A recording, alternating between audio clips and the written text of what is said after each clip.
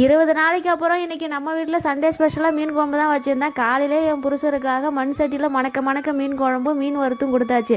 மதியானம் சாப்பாடாக வச்சுக்கலாம்ப்பா, கொஞ்சம் பொறுமையாக செய்கிறேன் அப்படின்னு சொன்னேன். முடியாது 10 மணி ஆனாலும் 11 மணி ஆனாலும் காலை சாப்பாடே எனக்கு வந்து மீன் குழம்புல தான் சோறு வேணும் அப்படின்னு சொல்லியாச்சு. இந்த இட்லி தோசைலாம் இந்த வகைக்கு செட் ஆகாது, சாதம் வடித்து சுட சுட மீன் குழம்பு தான் எனக்கு வேணும்னு சொல்லிடுச்சு. சரி ஓகே, இத்தனை நாளாக இருந்தாச்சு, அதனால் வந்து இனிமேலாம் நான்வெஜ் சாப்பிடாம இருக்க முடியாது, அதுவும் என் புருஷரால் சாப்பிடாம இருக்கவே முடியாது. நான் உண்மையாக சொல்கிறேன் குருநாதா, இந்த மண் சட்டியில் குழம்பு வைக்கும்போது அந்த கருவாட்டு குழம்பா இருந்தாலும் மீன் குழம்பா இருந்தாலும் பருப்பு சாம்பாராக இருந்தால் அந்த மண்ணோட மனத்திலே வந்து அந்த குழம்பு அவ்வளோ டேஸ்ட்டாக இருக்குது. நம்ம இந்த ஈய பாத்திரத்தை வைக்கிறதுக்கும் மண் சட்டியில் வைக்கிறதுக்கும் நிறைய வித்தியாசம் இருக்குது. அதுக்கப்புறம் இந்த குழம்பெல்லாம் கூட்டி போட்டுவிட்டு இந்த மீன் பொரிக்கிறது வந்து எப்பயுமே வந்து அரை மணி நேரம் 1 மணி நேரத்துக்கு முன்னாடியே மசாலாலாம் தடவி வச்சுருவோம். அதே மாதிரி தான் இன்றைக்கி வந்து வவ்வா மீன் தான் எடுத்துகிட்டு வந்தாங்களா, நல்லா பழவே வெட்டி கொடுத்துருந்தாங்க. அதை நல்லா மசாலாலாம் போட்டு தடவி வச்சுருந்தோம்னா கொஞ்சம் நேரம் ஊறி போய் சூப்பராக இருக்கும் பொரிச்சு எடுக்கிறதுக்கு. இந்த மாதிரி கொஞ்சம் மீன்லாம் வாட்டமாக இருந்துச்சுன்னா